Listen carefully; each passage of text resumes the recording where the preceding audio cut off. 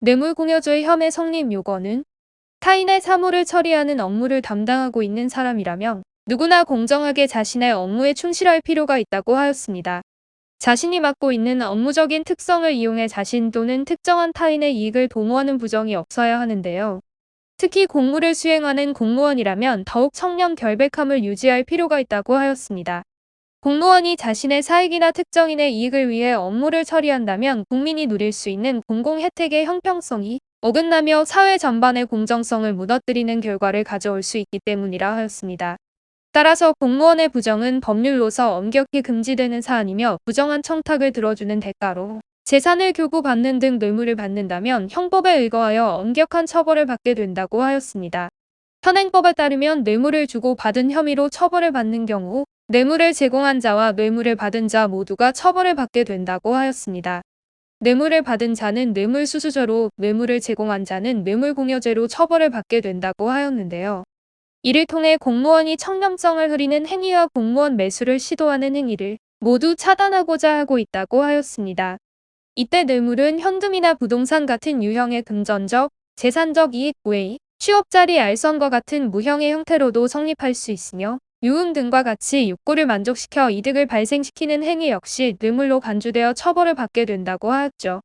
뇌물을 주고받는 전형적인 상황을 떠올렸을 때 뇌물공여죄는 부정한 청탁을 받은 공무원이 그의 대가를 직접 받는 경우에만 성립하게 된다고 생각할 수 있다고 하였습니다.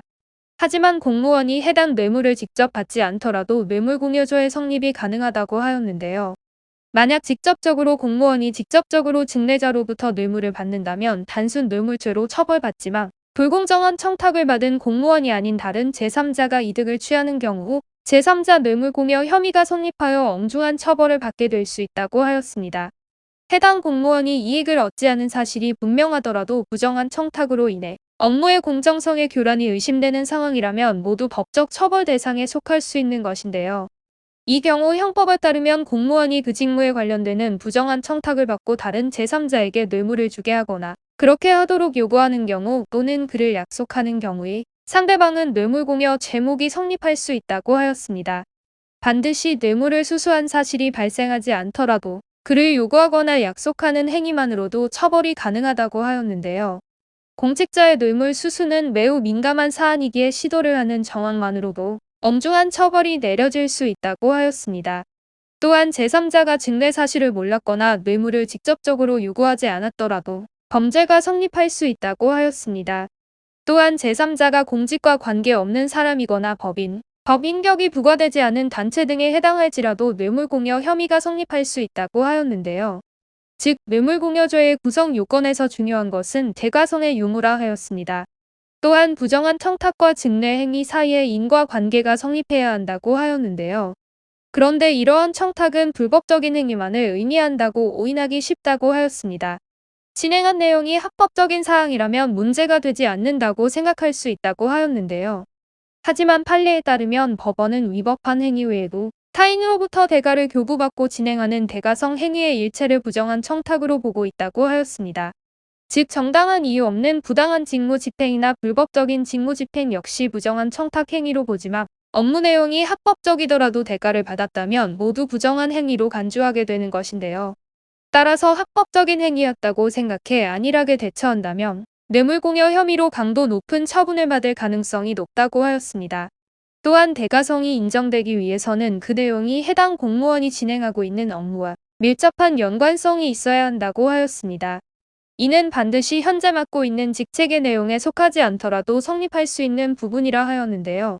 과거에 담당했던 직책과 관련되거나 법으로서 정해져 있는 수행 범위에 해당하지 않지만 실질적으로 해당 사무를 담당하고 있는 등 경우에 따라 다양한 상황에서 연관성이 인정되어 처벌이 이루어질 수 있다고 하였습니다. 때문에 뇌물공여 혐의를 받고 있다면 관련 사건을 다수 진행한 경력이 있는 법조인에게 검토를 받아 혐의가 성립하는지 면밀하게 확인해 볼 필요가 있다고 하였습니다.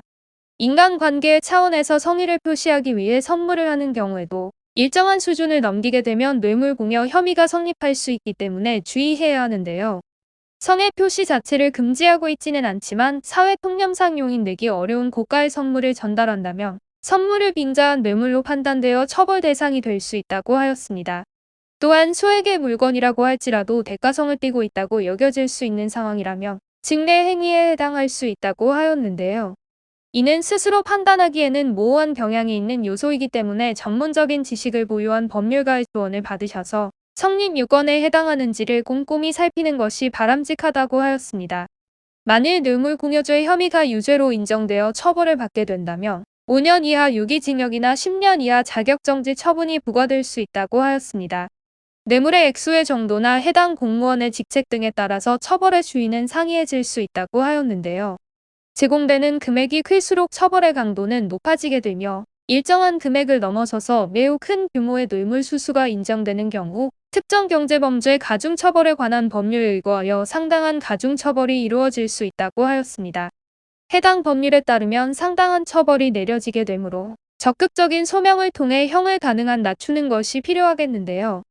초범이더라도 선처 없는 엄격한 처벌이 내려질 수 있으므로 상황을 세세하게 살펴 따져 보아야 한다고 하였습니다. 의도나 대가성의 여부 등을 꼼꼼하게 점검하여 뇌물공여죄 혐의 성립 요건에 부합하는지 확인해 본 뒤 그에 따라 대응 전략을 수립해야 한다고 하였는데요. 다수의 경험과 탁월한 법리적 해석 능력을 갖춘 변호인과 함께 하셔서 사실관계를 검토한 뒤 법적 대응을 준비하시기 바랍니다.